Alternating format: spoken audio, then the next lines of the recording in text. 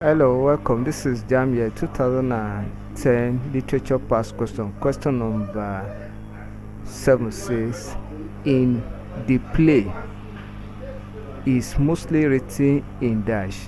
In the play is mostly written dash. That is,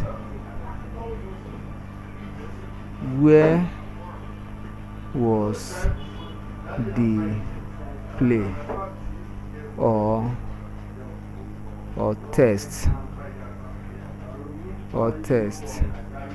rating.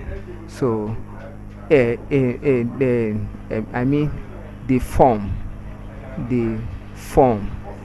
or or style. So A, say blank verse. B, say free verse. C, say meter. D, say foot. So the play was written in black verse, so which is option A. So option A is correct. When we talk of meters, meter means stressed